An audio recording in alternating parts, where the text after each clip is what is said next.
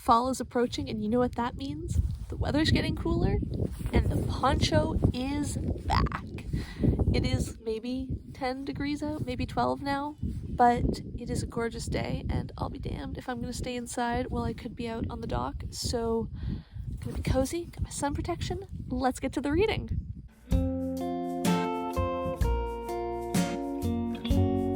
Hi everyone, Rosie here. Welcome back to my channel. I'm doing yet another reading vlog. Recently, and by recently I mean yesterday when I'm filming this, and a week ago when you're seeing this, Menzies of Jean Bookishthoughts, one of the people who I've been watching on Booktube for so long that I can't remember when I subscribed to her channel. I think I've probably been watching her stuff since around 2014 is my guess, but I'm not even sure at this point. Anyway, Jean just published her first ever adult fantasy novel. She had a children's book about Greek mythology come out last year, but this one sounds amazing. It's called The Flames of Albiyon. I think that's how you pronounce it. I should have gone to her YouTube live on Wednesday and gone to the book launch so I could see how she was pronouncing it. I think it's Flames of Albiyon. I don't know too much about it. It's got dragons. It's got a university academic setting. It's got, I think, female romance. It's got socialism. It's fantasy. Like, this sounds amazing. This sounds like exactly what I need to read on my vacation.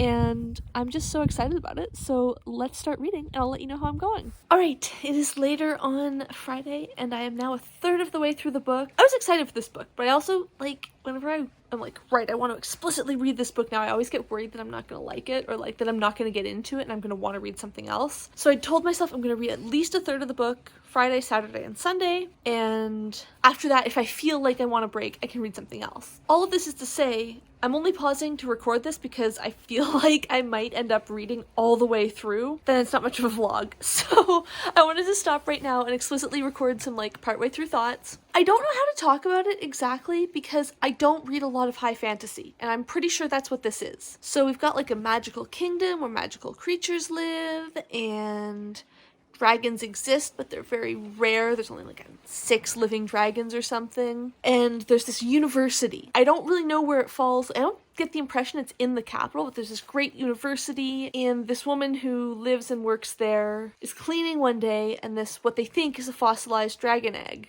cracks. And then, of course, the story follows from here. What I find really interesting, and again, I don't know if this is just that I don't read enough high fantasy, or if this is actually something that Jean is doing new and differently, but there's a lot of explicit world building about stuff I feel like I don't usually see world built in fantasy. There's some world building, of course, about like the magical system and magical creatures and all that, but that seems to be coming very much more like through the story we're discovering things as it becomes relevant. But I feel like there's a lot more explicit world building about like the political system and how this world works, which I will admit at first I found slightly like, oh, I don't know how I feel about this. This is a lot of like explicitly about like, oh, here's how the parliament works, or here's something about how the university is run, and it just felt like not what I expected. But the more I get into it, the more I'm like, this is super cool though. Yes. Why shouldn't we have complex geopolitical things in high fantasy in this way? Like, I don't want to say exactly how it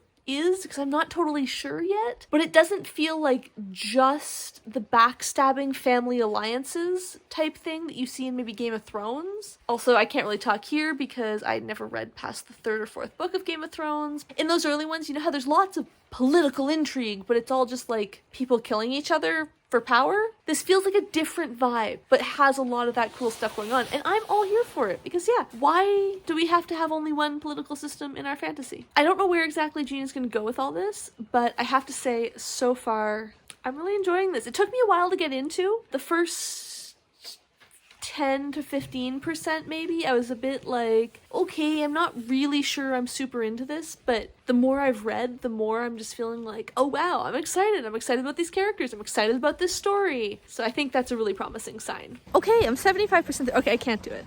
I wanted to take my sunglasses off and actually look at you guys, but it's just too bright out, even though it's kind of cloudy. It's just one of those days where it's very bright. So I need my sunglasses. As I was saying, I'm about 75% of the way through the book now, which it's still flying by. I didn't quite finish it last night, as you will, I guess, know, because I probably put the date on the screen. But this book continues to be super engaging. I think for me, I'm glad I'm reading it well. It's sort of like a holiday read type thing. I'm just on vacation this weekend. I'm spending loads of time reading. For me, I think this book works best in that context. I think I would find it, not that it would be boring or I wouldn't be into it or I wouldn't enjoy it if I were reading it just like after work in the evening before bed type thing. But I think getting really into it and sort of just flying through it and spending so much time with it is absolutely how I want to enjoy this book. As I mentioned, it was a bit slow to start, but now that I'm into it, I love it. And I think there's something to be said for just like, yeah, binge reading. It can be really great. Can you tell I'm having fun? I don't want to give away too much about like what's happening in the story because I think it's really cool and I don't want to spoil things and you should read this book. I'm enjoying how it's developing. It is very different to a lot of fantasy I've read. And again, I haven't read a ton of epic fantasy or high fantasy, so